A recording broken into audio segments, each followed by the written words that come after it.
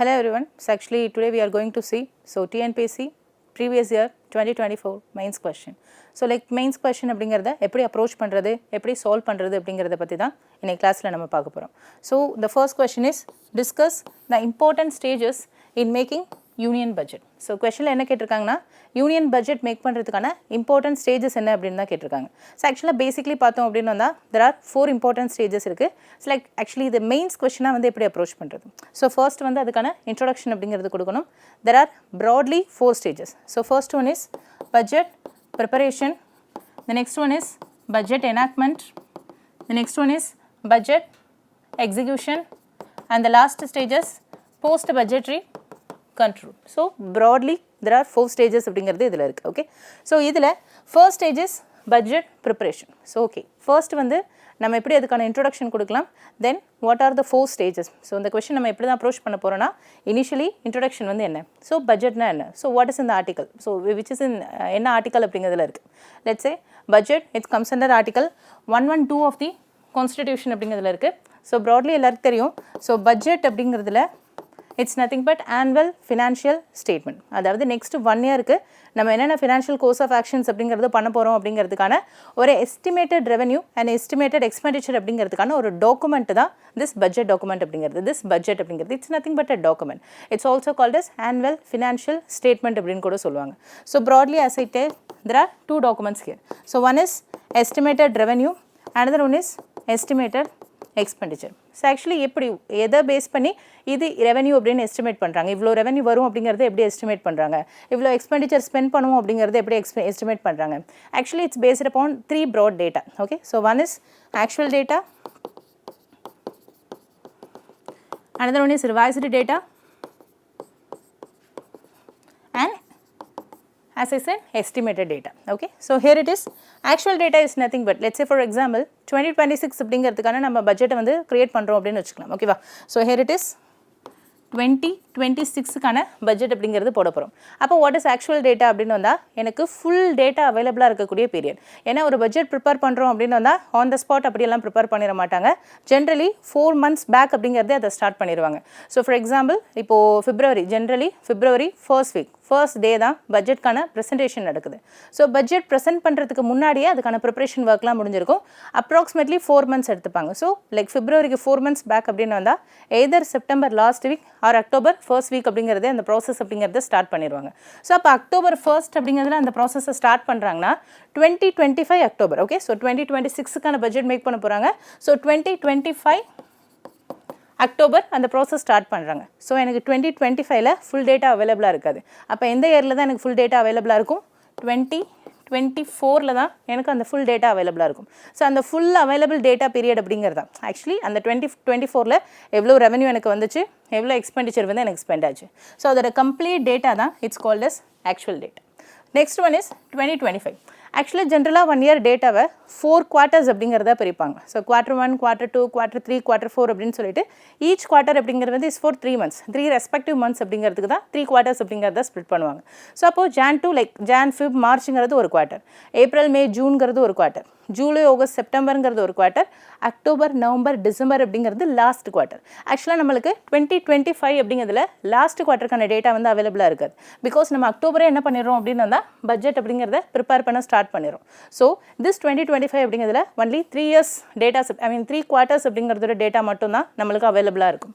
So this 3 quartersக்கான data அப்படிங்கிறதுல let's say டேட்டானா என்ன இருக்கும். ஸோ ஜென்ரலாக கவர்மெண்ட் அப்படிங்கிறது எவ்வளோ பாண்ட்ஸ், எவ்வளோ லோன் வாங்கியிருக்காங்க, எவ்வளோ ஸ்பெண்ட் பண்ணியிருக்காங்க, பீப்புளுக்கு எவ்வளோ ஸ்பெண்ட் பண்ணியிருக்காங்க, எவ்வளோ ரெவென்யூ ஏர்ன் பண்ணியிருக்காங்க, ஸோ லோன் கொடுத்தது மேபி திருப்பி கூட கொடுக்கலாம். ஸோ இந்த டேட்டாஸ் அப்படிங்கிறதுல மேபி சம் ஆல்ட்ரேஷன்ஸ் அப்படிங்கிறது இருக்கிறதுக்கான சான்சஸ் இருக்குது. ஓகேவா, so that's why this data is called as revised data. It can be revisited, it can be changed. Let's say for example நான் ஃபர்ஸ்ட் குவார்ட்டரில் வந்து தமிழ்நாடு கவர்மெண்ட்லேருந்து கேரளா கவர்மெண்ட்டுக்கோ or like some other states அப்படிங்கிறதுக்கு ஏதோ ஒரு லோன் ப்ரொவைட் பண்ணியிருக்காங்கன்னு வச்சுக்கலாம். ஸோ லெட்ஸ் சே ஒரு 100 crore வந்து லோன் கொடுத்துருக்காங்க. ஸோ அந்த லோன் வந்து மேபி லாஸ்ட் குவார்ட்டர் அப்படிங்கிறதுல நம்மளுக்கு ரீபேக் ஆகலாம் இல்லையா. ஸோ அப்போ அந்த டேட்டா அப்படிங்கிறத நம்ம அப்டேட் பண்ணுற மாதிரி இருக்கும். ஸோ அந்த அப்டேட்டட் டேட்டா, ரீவிசிட்டட் டேட்டா அப்படிங்கிறது it's called as revised data. Okay, that's why its name is called as revised data. And the last data is estimated data. Actually estimated data is nothing but based upon actual data and revised data. இந்த ரெண்டு datas அப்படிங்கிறத base பண்ணி தான் estimate பண்ணுவாங்க. So எஸ்டிமேட்னா it's nothing but மதிப்பீடு செய்வாங்க. Okay, so like last year இப்படி நடந்திருக்கு. ஸோ 2025th இயர் அப்படிங்கிறதுல லாஸ்ட்டு 3 quarters அப்படிங்கிறது வரைக்கும் இவ்வளோ ரெவன்யூ வந்திருக்கு, இவ்வளோ எக்ஸ்பெண்டிச்சர் அப்படிங்கிறது போயிருக்கு. சில இதெல்லாம் பேஸ் பண்ணி தான் என்ன பண்ணுவாங்கன்னா ஒரு எஸ்டிமேஷன், அவங்களா ஒரு எஸ்டிமேஷன், ஒரு மதிப்பீடு அப்படிங்கிறதுக்கு வருவாங்க. அப்படி ரெடி பண்ணுற டேட்டா அப்படிங்கிறது தான் இந்த estimated revenue and this estimated expenditure அப்படிங்கிற டேட்டா. ஓகே, சில இதை தான் என்ன பண்ணுவாங்கன்னா ஃபினான்ஸ் மினிஸ்டர் வந்து சென்ட் பண்ணுவாங்க. ஆக்சுவலி ஒரு பட்ஜெட் ப்ரிப்பேர் பண்ணுறது யாரோட responsibility? Actually this is a responsibility of president. But India president a budget prepare பண்றாங்க கிடையாது. According to the constitution, according to article 112 of the constitution, this is a responsibility of president. But this responsibility is given to who? Finance minister. Okay, so in the basis la வந்து அந்த responsibility finance minister கொடுக்கறாங்க. It's based upon article 88 of the constitution, that is allocation of business rule. Okay, the rule is called as allocation of business rule. Actually இந்த rule வந்து administrative perspectiveல நிறைய இடத்துல வந்து யூஸ்ஃபுல்லாக இருக்குது. Let's say for example ஒரு prime ministerோட responsibility வந்து செக்ரட்டரிக்கு ட்ரான்ஸ்ஃபர் ஆகுது. IAS IPS ஆஃபீஸர்ஸ் அப்படிங்கிறது பண்ணக்கூடிய நிறைய டியூட்டிஸ் அப்படிங்கிறது வந்து it's all based upon this allocation of business rule அப்படிங்கிறத பேஸ் பண்ணி தான் இருக்குது. ஏன் ஈவன் பட்ஜெட் ப்ரிப்பரேஷன் அப்படிங்கிறதுலையுமே நிறைய like secretaries IAS IPS officers அப்படிங்கிறது வந்து அதில் வந்து இன்வால்வ் அப்படிங்கிறதா இருக்காங்க. Okay, so that's why this rule is very important. So president தன்னோட ரெஸ்பான்சிபிலிட்டியாக இருக்கக்கூடிய பட்ஜெட் ப்ரிப்பரேஷனை யார்கிட்ட கொடுத்துட்டாங்கன்னா டு த ஃபினான்ஸ் மினிஸ்டர் கிட்ட கொடுத்துட்டாங்க. ஸோ ஃபினான்ஸ் மினிஸ்டர் தான் பட்ஜெட்டை ப்ரிப்பேர் பண்ணுறாங்க. Is it a sole responsibility of finance minister அப்படின்னு கேட்டால் yes, it is the finance மினிஸ்டரோட sole responsibility, but with the support of other departments. So அவங்களுக்கு கீழே இருக்கக்கூடிய அண்டர் த மினிஸ்ட்ரி ஆஃப் ஃபினான்ஸில் டிபார்ட்மெண்ட் ஆஃப் எக்கனாமிக் அஃபேர்ஸ், அந்த department அப்படிங்கிறதுக்குள்ள நிறைய டிவிஷன்ஸ் இருக்கும். ஏன்னா it's not their sole purpose கிடையாது. ஓகேவா, டிபார்ட்மெண்ட் ஆஃப் எக்கனாமிக் அஃபேர்ஸோட சோல் பர்பஸ் வந்து பட்ஜெட் ப்ரிப்பேர் பண்ணுறது மட்டும் கிடையாது. So there are different divisions அப்படிங்கிறது இருக்கும். அதில் ஒன் ஆஃப் த டிவிஷன் தான் பட்ஜெட் டிவிஷன். ஸோ இந்த மாதிரி ஃபினான்ஸ் மினிஸ்ட்ரி அப்படிங்கிறது கீழே department of economic affairs and அது கீழே budget division. There are many divisions. அதில் ஒன் ஆஃப் த டிவிஷன் அப்படிங்கிறது என்ன அப்படின்னு தான் திஸ் பட்ஜெட் டிவிஷன். ஸோ இவங்க தான் என்ன பண்ணுவாங்கன்னா பட்ஜெட் ப்ரிப்பேர் பண்ணுவாங்க. எப்படி ப்ரிப்பேர் பண்ணுவாங்க? as I said, based upon this estimated revenue and estimated expenditure. So இந்த estimated revenue and estimated expenditure அப்படிங்கிறது தான் ஒரு சர்க்குலராக வந்து எல்லா மினிஸ்டர்ஸ் அப்படிங்கிறதுக்கும் சென்ட் பண்ணுவாங்க. ஏன் மேம் எல்லா மினிஸ்டருக்கும் சென்ட் பண்ணுறாங்க? Because it is a responsibility of only the finance minister தானே அப்படின்னு நீங்கள் கேட்டிங்கன்னா, பட் ஆக்சுவலி வந்து அவங்களுக்கு வந்து என்ன தெரியும் அப்படின்னு வந்தால் ஒன்லி ஃபினான்ஸ் மினிஸ்ட்ரியில் எவ்வளோ ரெவன்யூ தேவைப்படுது, ஐ மீன் எவ்வளோ ரெவன்யூ வந்து ஏர்ன் பண்ண முடியும், எவ்வளோ எக்ஸ்பெண்டிச்சர் ஸ்பெண்ட் ஆகுங்கிறது only with respect to finance மினிஸ்ட்ரிக்கு மட்டும் தான் அவங்களுக்கு தெரியும். It's not with respect to home அஃபேர்ஸ்க்கோ ஆர் லைக் டிஃபென்ஸ் மினிஸ்ட்ரிக்கோ ஆர் லைக் அக்ரிகல்ச்சர் மினிஸ்ட்ரி அப்படிங்கிறதுக்கோ எவ்வளோ அமௌண்ட் ஸ்பெண்ட் பண்ணணும் அப்படிங்கிறது அவங்களுக்கு தெரியாது இல்லையா. ஸோ லைக் அதனால மற்ற மினிஸ்ட்ரிக்கிட்டையும் ஓகே உங்களுக்கு எவ்வளோ எக்ஸ்பெண்டிச்சர் வந்து தேவைப்படுது அப்படிங்கிறதுக்காக இதை வந்து அஸ் அ சர்க்குலர் அப்படிங்கிறத என்ன பண்ணுவாங்க அப்படின்னு வந்தால் எல்லா மினிஸ்ட்ரிஸ் அப்படிங்கிறதுக்கும் சென்ட் பண்ணுவாங்க. Here it is this estimated revenue and estimated expenditure. It sent as a circular to all the ministries. So in the ministries la என்ன create ஆகுனா demands of grants அப்படிங்கிறது கிரியேட் பண்ணுவாங்க. ஓகேவா, ஸோ ஒவ்வொரு மினிஸ்டரும் இதுதான் என்னோட demand, இதை கிராண்ட் பண்ணுங்க கொடுங்க அப்படின்னு சொல்லிட்டு ஒரு டிமாண்ட் அப்படிங்கிறது வந்து சொல்லுவாங்க. இப்படி தான் அந்த டிமாண்ட் ஆஃப் கிராண்ட் அப்படிங்கிறது ஈச் அண்ட் எவ்ரி மினிஸ்ட்ரி அப்படிங்கிறதுலேருந்து வரும். அதை எல்லாத்தையும் எங்கே கலெக்ட் பண்ணுவாங்கன்னா as I said department of economic affairs அப்படிங்கிறதுல பட்ஜெட் டிவிஷன் அப்படிங்கிறதுல கலெக்ட் பண்ணுவாங்க. ஃபைனலி இந்த டிமாண்ட்ஸ் அப்படிங்கிறதெல்லாம் படித்து பார்த்துட்டு ஓகே ஸோ இந்த ரெஸ்பெக்டிவ் மினிஸ்ட்ரி லெட்ஸ் சே வந்து டிஃபென்ஸ் மினிஸ்ட்ரிக்கு ஒரு 500 crore தேவைப்படுது, எக்ரிகல்ச்சர் மினிஸ்ட்ரிக்கு ஒரு 200 crore தேவைப்படுது அப்படின்னு சொல்லிட்டு அந்த அமௌண்ட் அலோகேஷன் அப்படிங்கிறது வந்து பண்ணுவாங்க by the finance minister. Actually it's all consolidated by the finance ministry. So finance ministry தான் என்ன பண்ணுவாங்கன்னா இந்த கம்ப்ளீட்டாக எல்லாத்தையும் எடுத்து கன்சாலிடேட் அப்படிங்கிறது வந்து பண்ணுவாங்க. ஓகேவா, ஸோ லைக் இது வந்து ஒரு ஷார்ட் இன்ட்ரடக்ஷனாக நீங்கள் என்ன பண்ணலாம் அப்படின்னு வந்தால் இந்த இன்ட்ரடக்ஷன் பார்ட் அப்படிங்கிறதுல கொடுக்கணும். மேம் எவ்வளவும் சொல்லணுமா அப்படின்னு கேட்டால் நான் ஃபார் தி எக்ஸ்பிளனேஷன் அப்படிங்கிறதுக்காக சொல்கிறேன். உங்களோட ப்ரீஃப் அண்டர்ஸ்டாண்டிங் அப்படிங்கிறதுக்காக தான் நான் கொஞ்சம் ப்ரீஃபாக வந்து எக்ஸ்பிளைன் பண்ணுறேன்.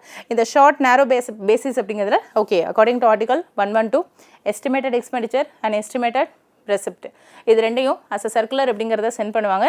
Paste upon the demands of grants அப்படிங்கிறத வச்சு ஃபினான்ஸ் மினிஸ்டர் என்ன பண்ணுவாங்க அப்படின்னு வந்தால் கம்ப்ளீட்டாக வந்து அதை கன்சாலிடேட் பண்ணுவாங்க. ஸோ லைக் இப்படி தான் வந்து நம்ம என்ன பண்ணலாம்னா இன்ட்ரொடக்ஷன் அப்படிங்கிறதுல ஏன்னா ஒரு பட்ஜெட் பற்றின ஒரு ப்ரீஃப் ப்ரிப்பரேஷன் பற்றி தெரிஞ்சிருக்கணும். Or it can be used in the preparation stage also. So 0.1, 0.2, 0.3, 0.4 or like you can mention அப்படிங்கிறது வந்து this diagram also. Okay, like இந்த மாதிரி எஸ்டிமேட்டட் ரெவன்யூ அண்ட் எக்ஸ்பெண்டிச்சர் சர்க்குலராக சென்ட் பண்ணுவாங்க. மினிஸ்டர்லேருந்து டிமாண்ட்ஸ் ஆஃப் கிராண்ட்ஸ் கலெக்ட் பண்ணுறாங்க. அந்த டிமாண்ட்ஸ் ஆஃப் கிராண்ட்ஸ் அப்படிங்கிறத ஃபினான்ஸ் மினிஸ்டர் கன்சால்டேட் பண்ணுறாங்க. அப்போ கன்சால்டேட் பண்ண உடனே அதை ப்ரெசென்ட் பண்ணிடுவாங்களா? ஐ மீன் பட்ஜெட் எனாக்ட்மெண்ட் நடந்துருமா, பட்ஜெட்டாக வந்து ப்ரப்போஸ் பண்ணிடுவாங்களா அப்படின்னு கேட்டால் கிடையாது. ஆக்சுவலாக இதுக்கப்புறமா என்ன இருக்குது அப்படின்னு வந்தால் there are some stages அப்படிங்கிறது வந்து இதில் இருக்குது. ஓகேவா? So here it is. So as I said, there are 4 broad stages. அதில் first stage is budget presentation. இந்த budget presentation முடிஞ்சதுக்கப்புறம் ஒரு சில பர்சன்ஸ் அப்படிங்கிறதுக்கிட்ட கன்சல்டேஷன் அப்படிங்கிறது வந்து கேட்பாங்க. ஓகேவா? So as I said, the first stage is budget presentation stage.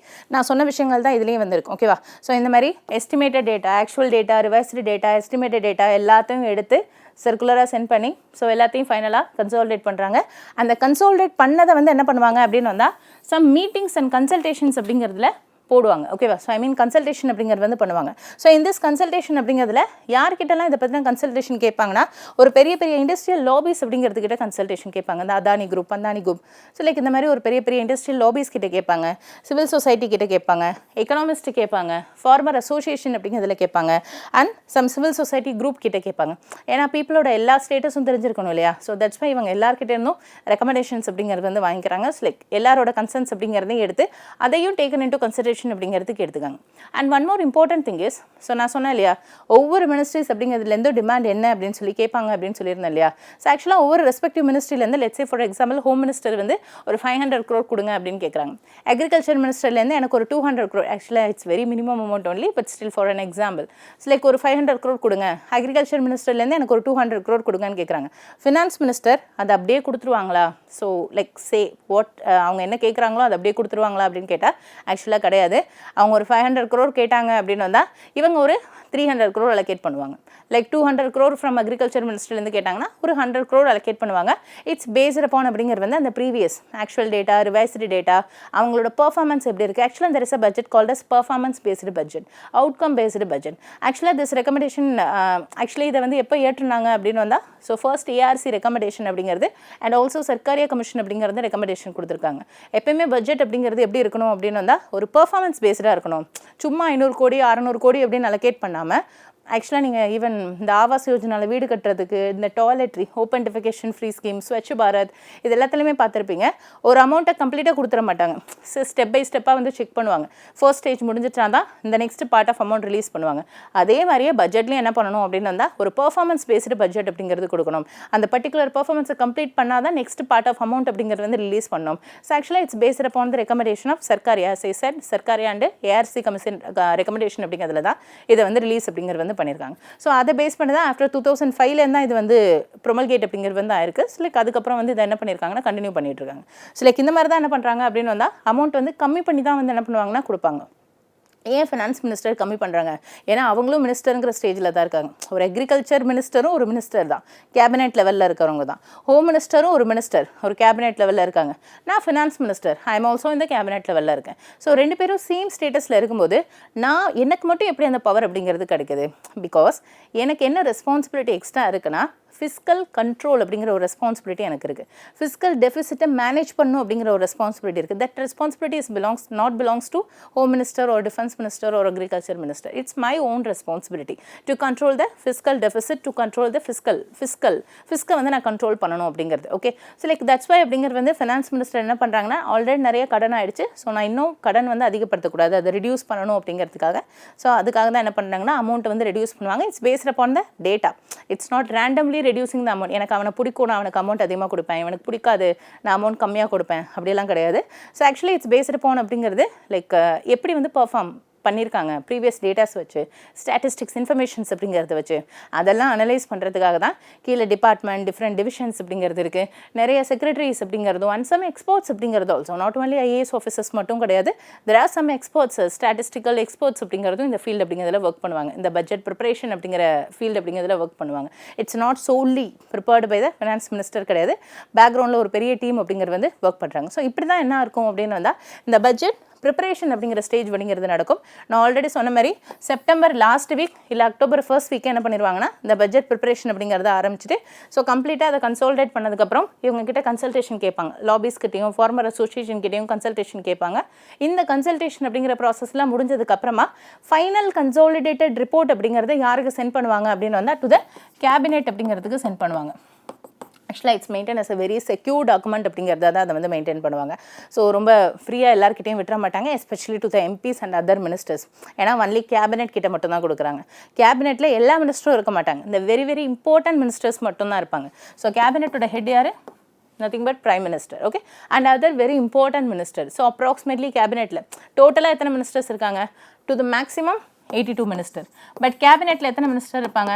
12 to 15 ministers தான் இருப்பாங்க to the maximum.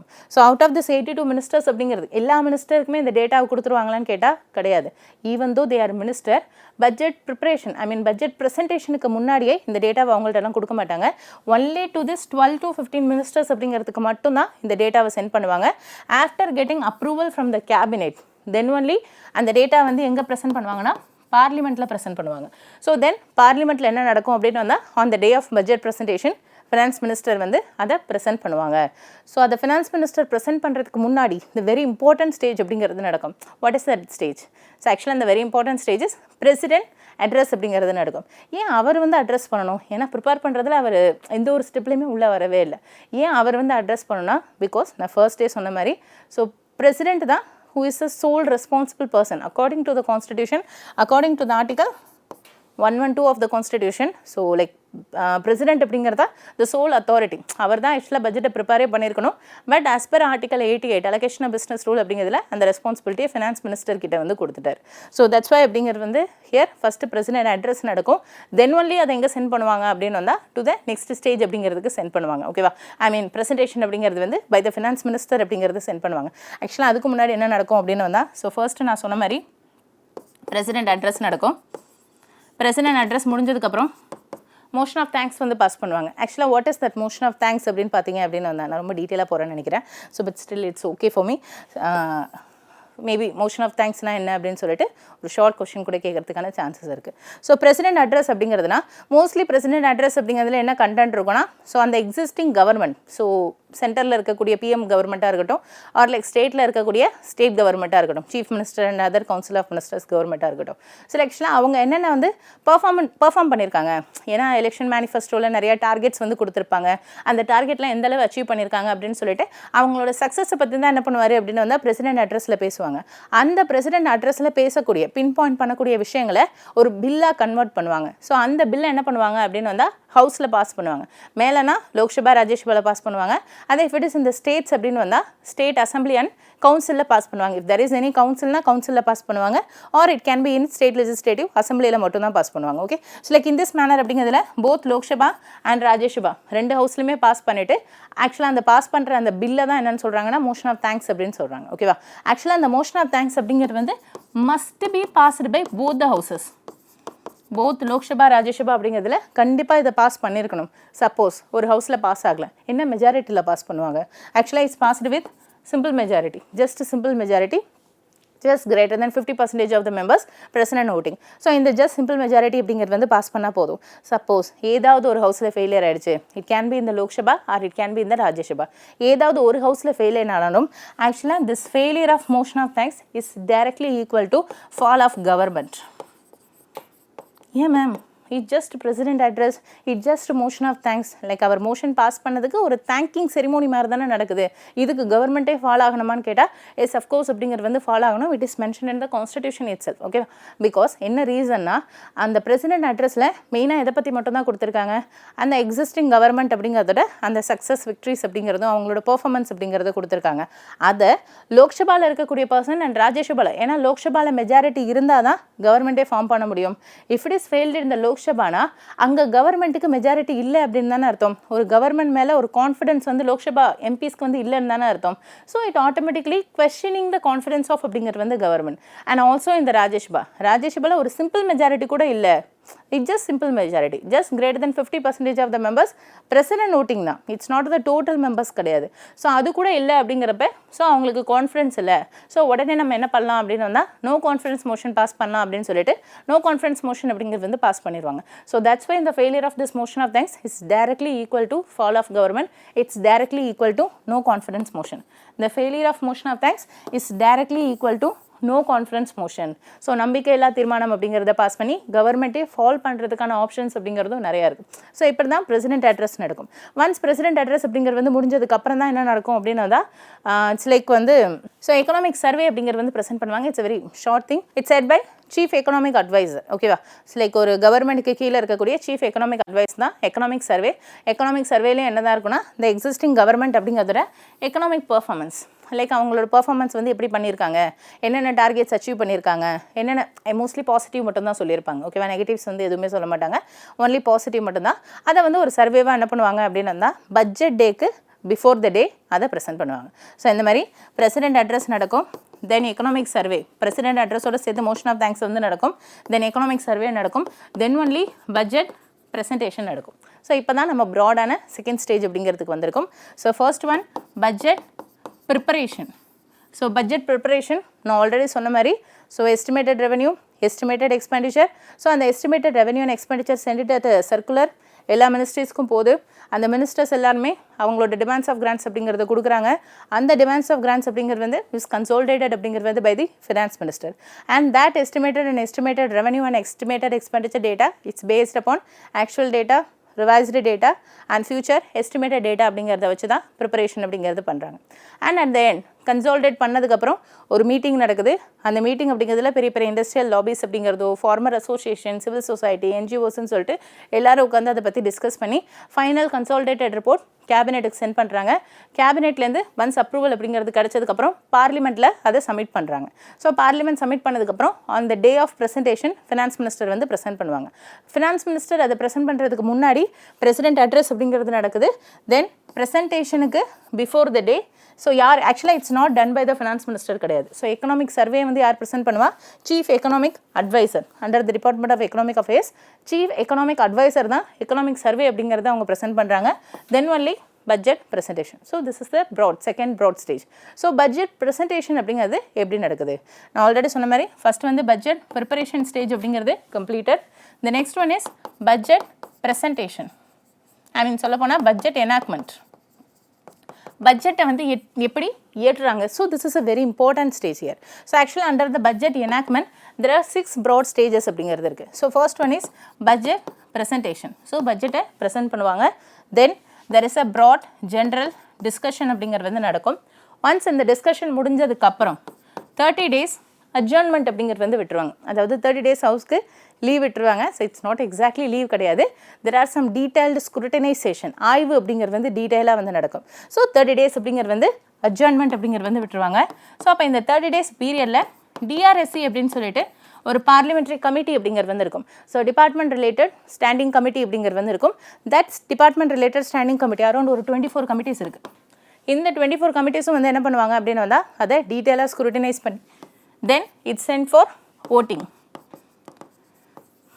Before this voting stage, there are some cut motions அப்படிங்கிறத பாஸ் பண்ணுவாங்க.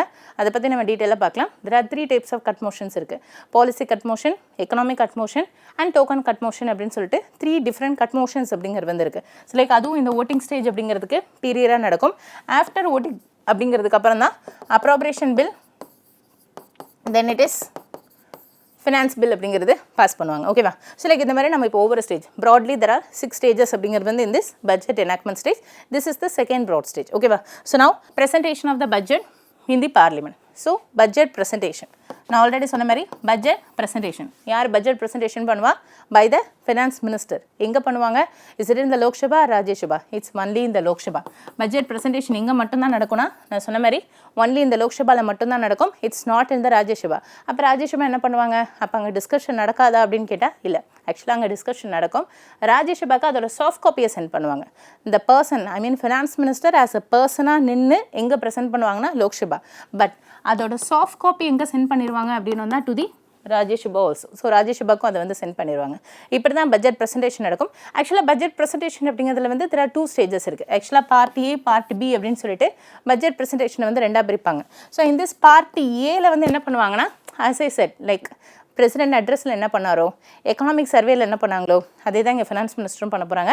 ஃபினான்ஸ் மினிஸ்டர் தன்னோட கவர்மெண்ட்டோட பர்ஃபார்மன்ஸ்லாம் வந்து என்னென்ன லைக் அதை தான் வந்து part A of the budget. சொல்லப்போனால் எக்கனாமிக் சர்வே அப்படிங்கிறத என்ன பண்ணுவாங்க அப்படின்னு வந்தால் ப்ரெசென்ட் பண்ணுவாங்க. ஆக்சுவலி பீரியட்லி இட்ஸ் ரிலீஸ்ட் அப்படிங்கிறது வந்து பை த சீஃப் எக்கனாமிக் அப்படிங்கிறது வந்து அட்வைசர் வந்து ரிலீஸ் பண்ணிட்டாரு. பட் இங்கே இதை வந்து அஸ் பெர்ஃபார்மன்ஸ் பாயிண்ட்ஸ் அப்படிங்கிறத யார் வந்து ரிலீஸ் பண்ணுறா அப்படின்னு வந்தால் by the this finance minister. Then part B of the budget அப்படிங்கிறதுல தான் என்ன இருக்குன்னா இந்த மெயின் பட்ஜெட் ப்ரொபோசல்ஸ் அப்படிங்கிறது வந்து இருக்கும். ஸோ அது என்னென்ன ப்ரொபோசல் அப்படின்னா லைக் நிறைய ஸ்கீம்ஸ், பாலிசிஸ், வெல்ஃபேர் மெஷர்ஸ் அப்படிங்கிறது வந்து இருக்கும். இட்ஸ் மோஸ்ட்லி ஓரியன்ட் அப்படிங்கிறது வந்து of your current affairs part அப்படிங்கிறதா இருக்கும். ஓகேவா? ஸோ இப்படி தான் அந்த பட்ஜெட் ப்ரெசன்டேஷன் அப்படிங்கிறது வந்து நடக்கும். ஒன்ஸ் பட்ஜெட் ப்ரெசன்டேஷன் முடிஞ்சதுக்கப்புறம் என்ன ஸ்டேஜ் அப்படிங்கிறது வந்து இருக்குது அப்படின்னு வந்தால் ஜென்ரல் டிஸ்கஷன் ஸ்டேஜ் அப்படிங்கிறது வந்து இருக்கும். ஸோ ஜென்ரல் டிஸ்கஷன் அப்படிங்கிறது வந்து எங்கே நடக்கும்? போத் ஹவுசஸ்லேயுமே நடக்கும். ஸோ ஏன்னா அதை பற்றின ஒரு ஜென்ரலான ஒரு டிஸ்கஷன் ஆக்சுவலாக வந்து ஒரு செஷனை வந்து டிஃப்ரெண்ட் சிட்டிங்ஸாக பிரிப்பாங்க, உங்களுக்கே தெரியும். ஸோ பட்ஜெட் ப்ரெசன்டேஷன் அப்படிங்கிறது வந்து 1 or 2 சிட்டிங் வந்து நடக்கும். டிஸ்கஷன் வந்து 3 to 4 சிட்டிங்ஸ் அப்படிங்கிறது வந்து நடக்கும்.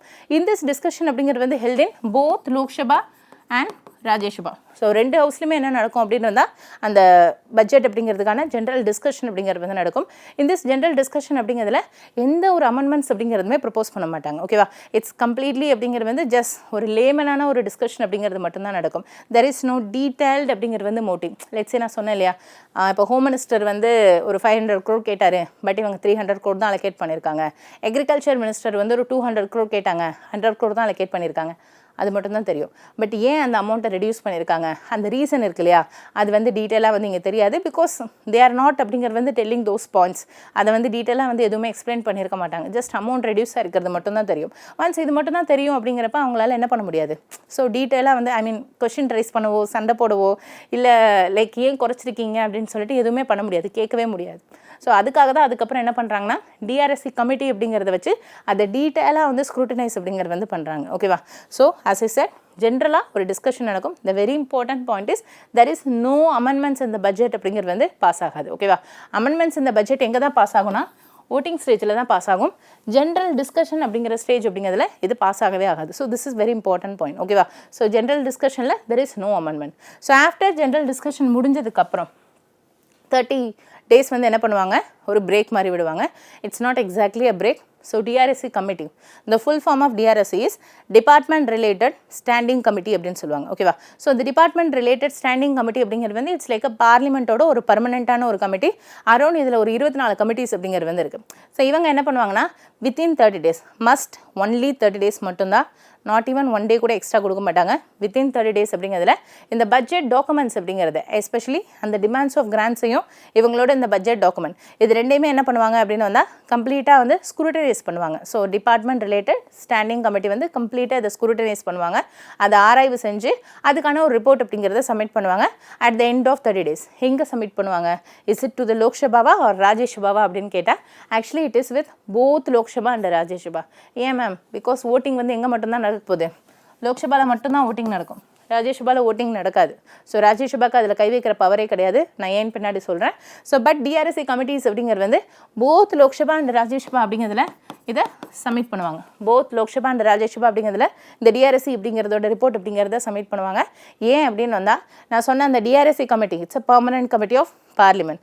அந்த டிஆர்எஸ்சி கமிட்டிக்குள்ளே போத் லோக்சபா அண்ட் ராஜ்யசபா 2 ஹவுஸோட மெம்பர்ஸ் அப்படிங்கிறதுமே உள்ளே ப்ரெசென்ட்டாக இருக்காங்க. It's like a joint committee மாதிரி 2 ஹவுஸோட மெம்பர்ஸுமே ப்ரெசென்ட்டாக இருக்காங்க. ஸோ தட்ஸ் வை அவங்க 2 ஹவுஸ்லையுமே என்ன பண்ணுறாங்கன்னா அந்த ரிப்போர்ட் அப்படிங்கிறத சப்மிட் பண்ணுறாங்க.